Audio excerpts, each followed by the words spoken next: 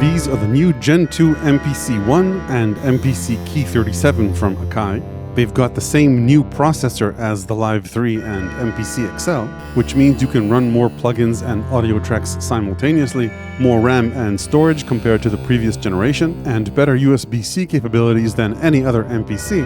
In this video, I'll take a look at them in detail compared to the first generation to see whether they're worth the upgrade, the considerations to get whether the MPC-1 or the MPC Key 37,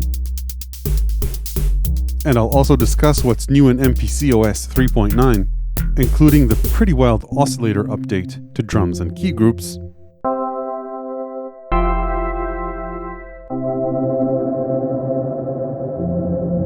which I think totally changes the game for what an MPC can do. And before you accuse me of hyping up the new gear, this new 3.9 feature works very well on old first generation MPCs too, and is a totally free firmware update.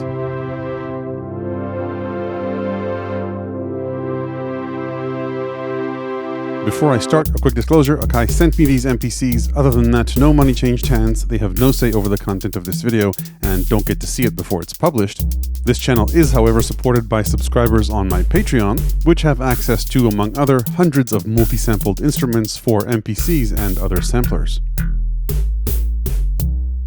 Okay, let's start with an overview, and I'll start with what's the same between the second generation and the first generation of these two MPCs. The button and pad layout on the new Gen 2, 1, and Key 37 are identical to the first generation machines. They have the same number of buttons. However, what some of the buttons do has been refreshed slightly to link directly to functions that have been added in recent firmwares, like the arranger and sounds. The pads on the Gen 2s are not MPC-E pads like those on the Live 3 and MPC XL, meaning they only detect velocity and pressure, and not XY motion. And even though I'm told by Akai they're exactly the same pads as the first generation MPCs, they do feel a bit more sensitive and easy to trigger, which I prefer. The first surface level thing you probably notice is the colorway. Key 37 got the retro treatment, and MPC-1 Gen 2 has a really nice metallic blue. So with the externals out of the way, let's take a look at the biggest improvement in these second generation MPCs. Whereas you could only run 8 plugins on the previous generation and have only 8 audio tracks, you can run up to 32 plugin instances at a time in a project. On the second generation machines, you can run up to 16 simultaneous audio tracks, as opposed to only 8 at a time on the first generation, and total polyphony is up to 256 as opposed to 64 on the previous generation. Besides that, the interface also feels much zippier, projects load much faster, and this hardware supports the Pro stem separation, which you need a license for. It's a higher quality stem separation compared to what's available on the first generation MPCs. Note, by the way, that depending on the plugin, you might need a lot of memory, and indeed, RAM has been upgraded here to 4 gigs, up from 2 gigs previously, though not as much as Live 3 and MPC XL, which have 8 and 16 gigs of RAM respectively. Speaking of memory or internal storage, the internal drives have been updated as well. You get 64 gigs on both, with about 31 free for user content and synths you download. The rest of the missing 64 gigs are used up by the operating system, and 20 gigs of synth content and expansion packs that you get with the machine.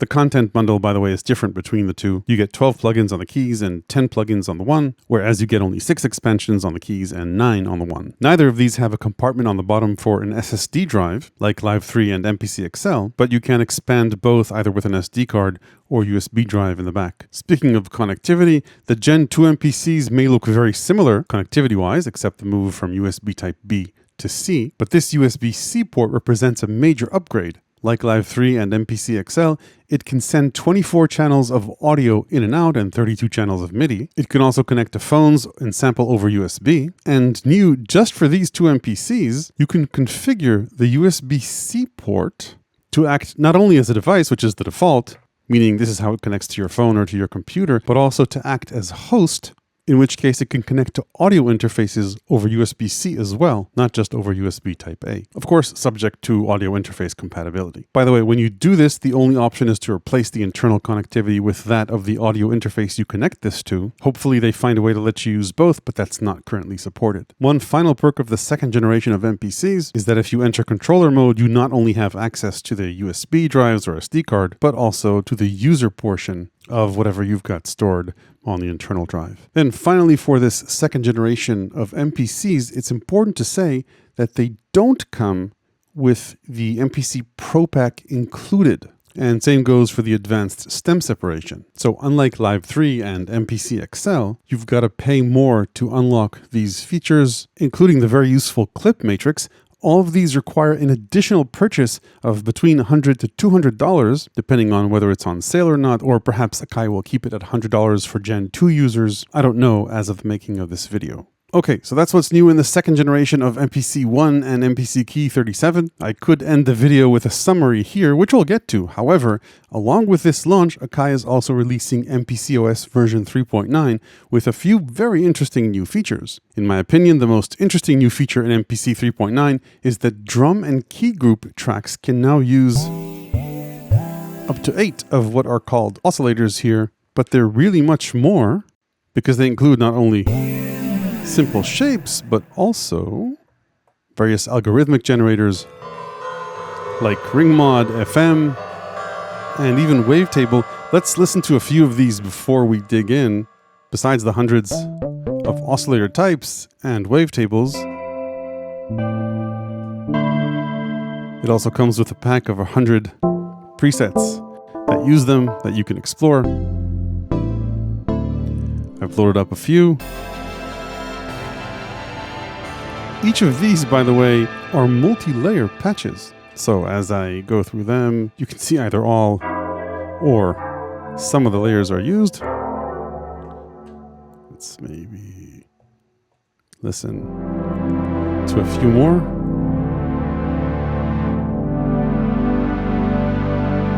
Let's do maybe a couple more. And some of these presets also include drum synth sounds, including rhythmic key groups. Okay, so those are just a few of the 100 presets. Let's dive in to see how they work.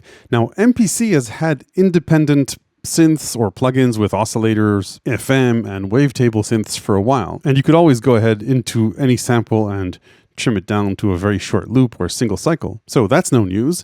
The idea here is that in any place where you could previously use a sample, you can now use one of these FM, wavetable, ring mod, or single cycle oscillator generators where you've got hundreds to choose from and you don't need to mess with trimming down a sample to the exact point where you find non-clicking zero crossing points, not to mention the whole bunch of oscillator functions you can get based on which engine or oscillator you choose. Now this opens quite a few possibilities because you can use them alongside samples. So this, for example, is the standard default kit. But what I've gone ahead and done for this pad is actually silence the sample portion. So if we go into here, you'll see that I reduced the level of the samples. These are the default preset samples, and increased the level of 2 oscillator engines that I added here. In this case, the warm sine and the FM2 engine. So all of these can live together across 8 layers. Let's briefly go through the different oscillator types. I'll start with a brand new track. I could choose either drum or key group. We get oscillators in both. Let's go, say, for key group, enter track edit. By default, nothing happens. But if we go into samples/oscillators, instead of loading in a sample, I'll tap oscillator and we get our warm sine. I'm playing chords here, but let's just go for chromatic. Back to our warm sine, and it's got its parameters.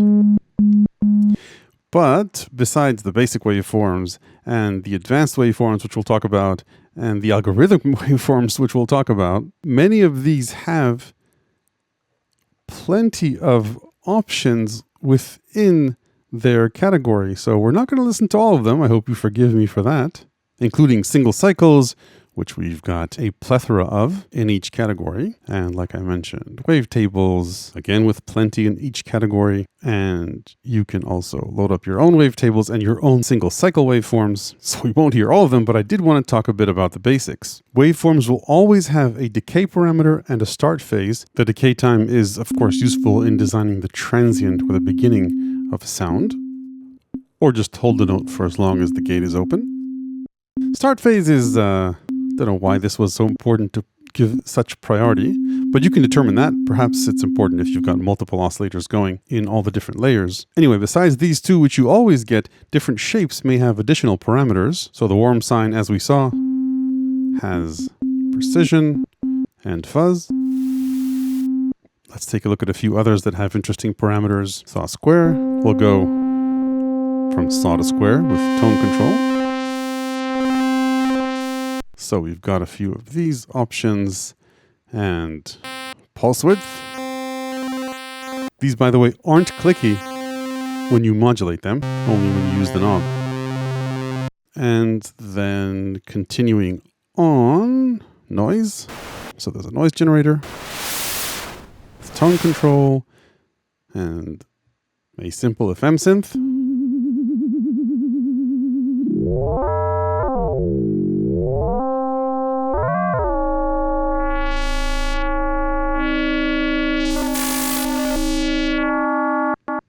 And there's a nice FM decay parameter here. So while you can modulate these parameters through the mod matrix, it's nice to have direct decay control here. Anyway, that's the FM engine. There's a ring mod engine. So there's a lot to explore here. Let's keep going. There are a bunch of these with common parameters of feedback and feedback shape. I wish they put this a little bit farther to the right so we can control all the parameters together with the Q links without having to page back and forth. Anyway, 2 sines, 3 sines, clipped sine, quite a few. And this is where the video could get very long. As you can see, all of these have common parameters.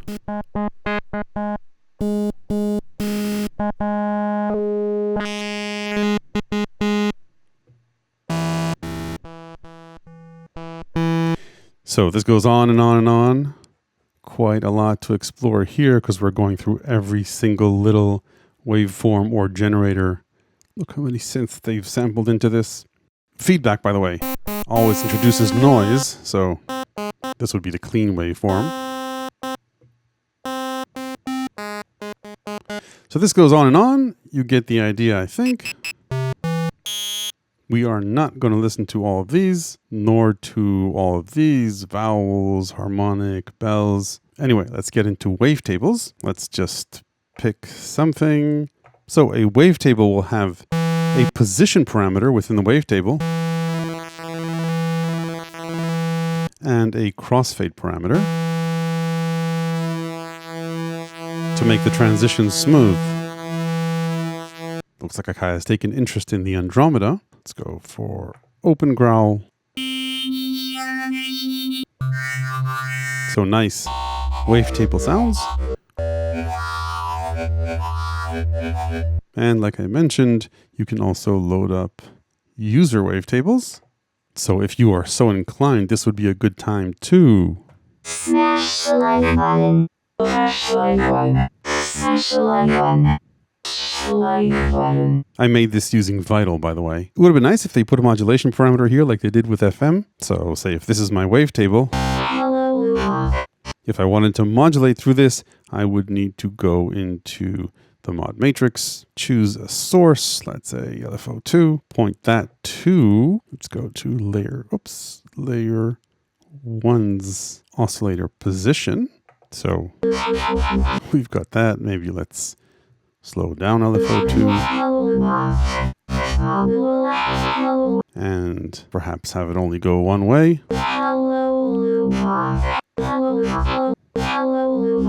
So that's how you scan through the wavetable.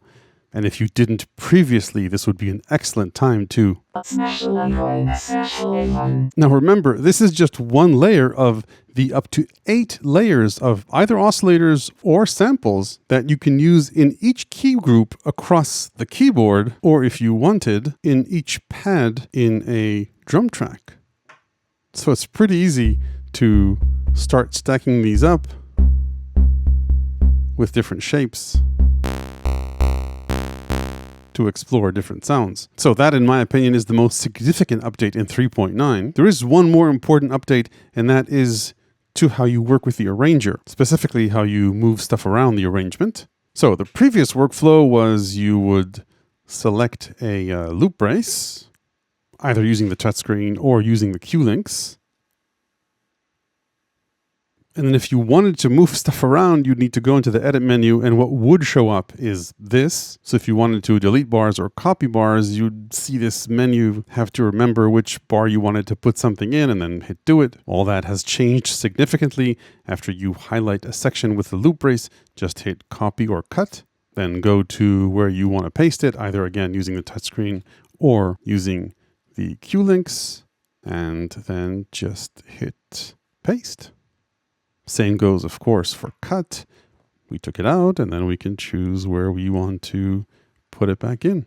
You can also easily duplicate parts. So let's say that I wanted to take this portion and duplicate that a few times. Of course, if you cause damage, there's always undo. Let's show the Key 37 some love. Beyond this basic menu on the bottom, if you do press edit now, you'll be presented with a few additional functions, including, if you bought the Pro Pack, the option to insert a clip row. This lets you choose a row from the clip matrix and replace or insert it into the arrangement. And then if you do want to access the old menu, it's available in here. This does give you access to a few more features, like, for example, copying the events in a specific track. So those are the main new features in 3.9. There are a few additional ones I won't cover, like different time signatures for clips or sequences, and the MPC desktop software has a beta arranger view, and it can be used as a VST or AU plugin within your DAW project. Okay, let's talk about the pros and cons of the second generation MPC Key 37 and MPC 1 G2. On the pros side, there's a lot to love. The 8 plugin limit on the first generation MPCs, along with a 2 gig RAM limit on most first generation MPCs, was a pretty big limitation a few years ago. And now that the MPC ecosystem has so many plugins with content from Akai, Native Instruments, and Spitfire Audio, using only 8 of these at a time is pretty limiting. So now we've got entry-level hardware that can run up to 32 of these at a time, subject to RAM limitations. And beside that, it has much faster load times and a much zippier interface compared to the first generation MPCs. Everything runs here super fast and smooth. The additional built-in storage also gives Gen 2 a lot of room to breathe, 64 gigs. Again, a lot of it taken by the OS and factory content, but still about 31 gigs free. And the Gen 2 USB-C port is a meaningful update with 24 channels of audio in and out, 32 channels of MIDI in and out, the fact that you can sample from phones, and now the ability to act both as a host and a device using USB-C means a significantly improved connectivity situation. The bottom line is that at this price, there's no standalone hardware device that can do as much as an MPC. So those are the pros. What are the cons?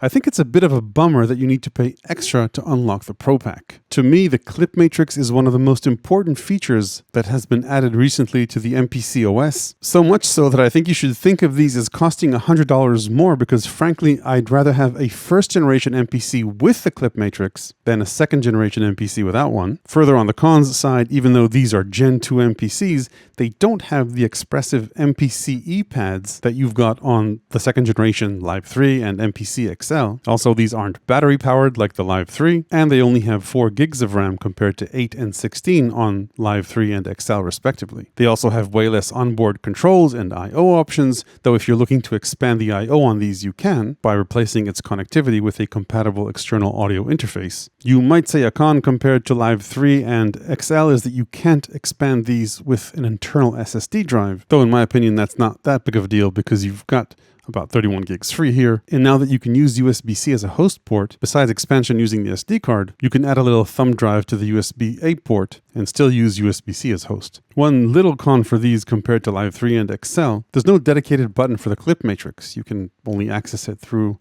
these menus, and of course you can copy it onto the menu here on the side, in which case it will always be available on the side here on the main screen. Or if you go somewhere else and you enable this shortcut menu, you'll be able to access it this way as well. Okay, so let's say you decided to get one of these. Which should you go for? First, the similarities. They both run the same operating system, have the same touchscreen, Q-links, and pads, the same workflow, and almost the same buttons except for a few extras here on keys. CPU power is the same, storage and RAM are the same, the connectivity is similar except for the expression and sustain pedal jacks on the Key 37. So is Key 37 worth the extra $200 just for a 3-octave keyboard with mono aftertouch, mod and pitch wheels, and a few more buttons and jacks in the back? I think if you're a beat maker and are comfortable with making music with pads and only occasionally play music with keys, you can always hook up a MIDI keyboard to MPC 1, so save the money and go with one. It'll be both less expensive and more portable, especially if you already have a MIDI keyboard around the house. Now, if you primarily make music with keys,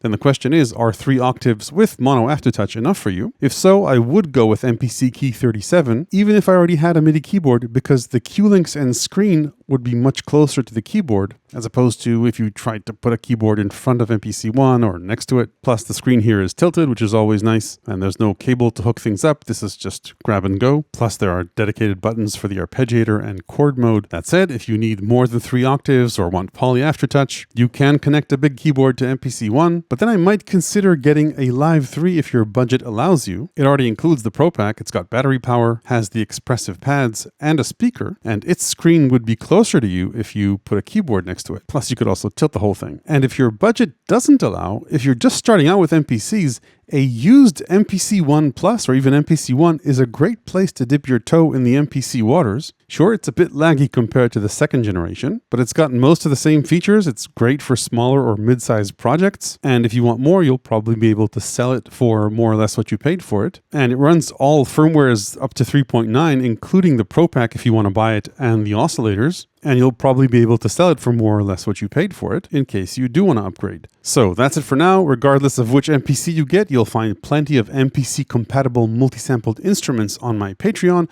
along with my ever-expanding book of electronic music ideas, tips, and tricks. Hit like if this was useful. Don't forget to ring the YouTube bell below if you want to make sure you don't miss the next one. Thanks for watching.